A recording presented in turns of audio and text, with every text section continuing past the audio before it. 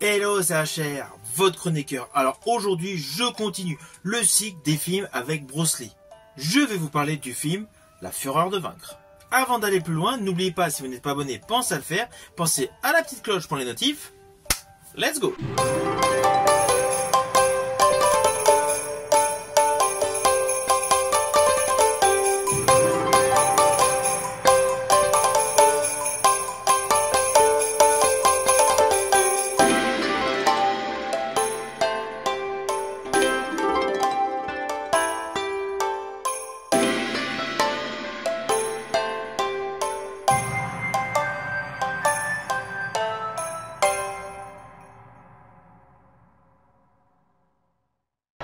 Alors certes, l'acteur, le sportif Bruce Lee a eu son premier rôle avec le film The Big Boss en 71, mais n'oublions pas qu'il avait débuté sa carrière en tant que bébé en 1941, et durant les années 40, les années 50 et les années 60, il avait été vu au cinéma et à la télé. Et donc ce film, La Fureur de vaincre, est sorti un an après l'immense succès de The Big Boss. Sorti donc en 1972. Ce film est toujours réalisé par Lo Wei. Alors pour information, ce film, La Fureur de vaincre avec Bruce Lee, a eu droit à un remake en 1994 avec Jet Li, ayant pour titre Fist of Legend.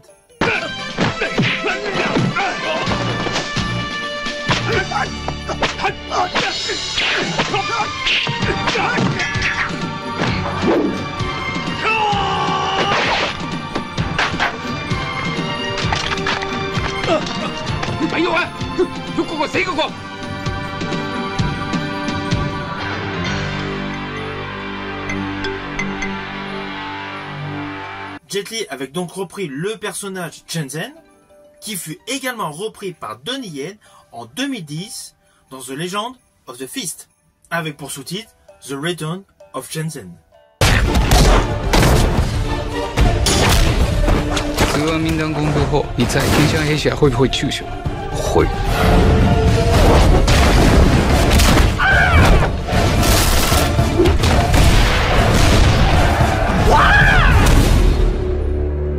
Alors dès ce film, La Fureur de vaincre, on sent déjà que les moyens ont augmenté.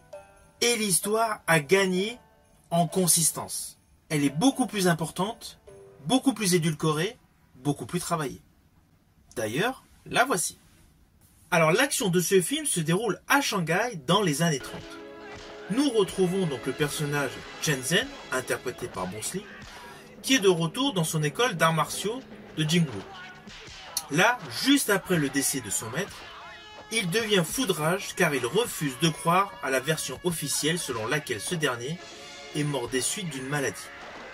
Le personnage Chen Zhen est persuadé que celui-ci a été assassiné. Parallèlement, il y a des Japonais du dojo de Hiroshi Suzuki qui ont créé leur propre école de karaté, qui viennent humilier les membres du Jingwu. De ce fait, le personnage interprété par Bruce Lee, c'est-à-dire Chen Zhen, décide d'une part de venger la mort de son maître et d'autre part de casser l'humiliation que les Japonais ont fait. Alors oui, sur le fond, le thème de base de l'histoire est similaire à The Big Boss. Dans The Big Boss, il vengeait des amis morts.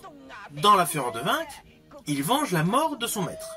Mais c'est juste le point central, le pivot central, on va dire, de ce film, des lignes scénaristiques de ce film, qui est assez similaire. Sinon, tous les enjeux autour de ce film sont radicalement différents.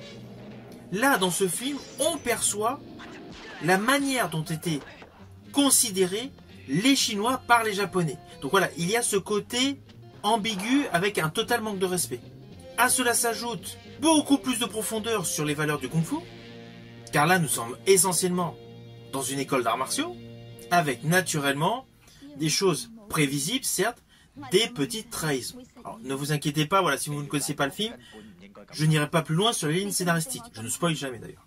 Mais voilà, les enjeux qui gravitent autour du personnage interprété par Bruce Lee sont beaucoup plus édulcorés. De ce fait, il y a plusieurs arcs narratifs qui naturellement vont revenir sur le personnage Chen Zhen. Alors ce film, côté réalisation, est dans la continuité de The Big Boss. C'est logique, c'est le même réalisateur, Lo Wei. Mais là où il y a du grand changement, c'est concernant Bruce Lee. Il a gagné en qualité d'interprétation, Et côté physique, il est totalement explosif. Et il y a essentiellement, c'est pour ça que j'ai voulu faire le petit clin d'œil, l'utilisation du nunchaku par Bruce Lee.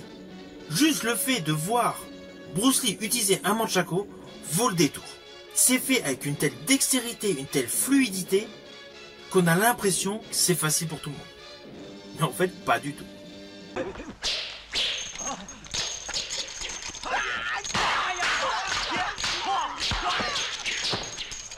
Ce film a eu un réel impact sur tous les films de Kung Fu et de Wing Chun. Ce film plaira essentiellement à tous les aficionados d'arts martiaux. Alors oui, sur le fond, l'histoire est assez simpliste.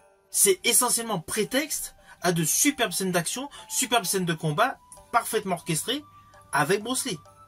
Mais ce film est exactement ce que les fans attendent, Bruce Lee dans des scènes d'action époustouflantes. Alors pour la petite histoire, sachez qu'à un moment dans ce film, dans l'école Suzuki, le personnage Shenzhen donc se retrouve avec plusieurs adversaires. Et justement, parmi ces adversaires, il y a un certain Korean qui fut par la suite un réalisateur de films d'action made in Hong Kong. C'était pour la petite histoire.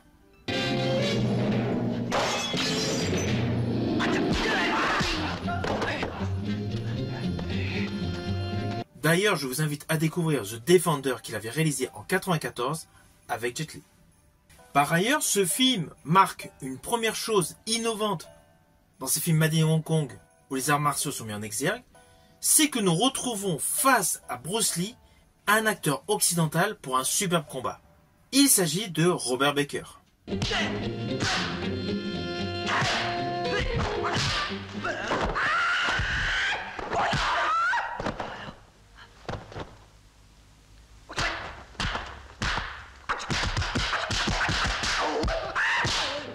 Cette scène de combat nocturne est un pur bijou. Avec l'apport d'un acteur occidental, on devine aisément la dimension internationale que l'acteur Bruce Lee a voulu mettre dans ses films.